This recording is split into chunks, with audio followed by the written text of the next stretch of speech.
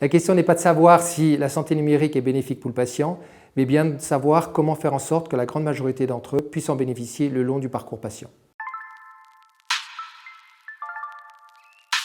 Je suis Jean-Michel Penny, je suis président fondateur de Smart Pharma Consulting, qui est une société de conseil en management, stratégie et organisation qui travaille principalement pour l'industrie pharmaceutique.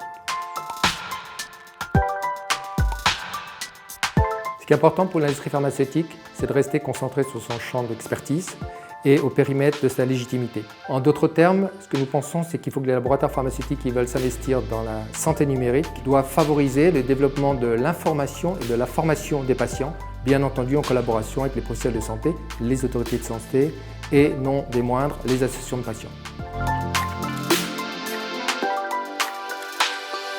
De manière très simple, un patient qui est plus connecté et mieux informé bénéficiera d'une prise en charge plus précoce et de meilleure qualité, et ça se traduira par des résultats quantitatifs et qualitatifs améliorés.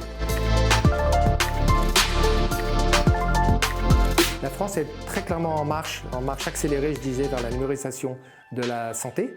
Je vais vous citer 3 exemples pour illustrer ce point. Le Ségur du numérique de la santé qui a prévu un investissement de 2 milliards d'euros pour favoriser la fluidité des données et la sécurisation des données entre patients et professionnels de santé. Il y a également le plan numérique qui a été proposé par Emmanuel Macron, qui a été présenté au cours du CSIS en juillet l'année dernière, qui prévoit 650 millions d'euros, concentré essentiellement sur la génération des données de santé, sur l'intelligence artificielle et également sur la cybersécurité. Le dernier point, on peut citer la création en 2020 de l'Agence numérique en santé, dont la mission est de supporter le développement du numérique, de l'organiser, et tout ça pour une numérisation du système complet de la santé.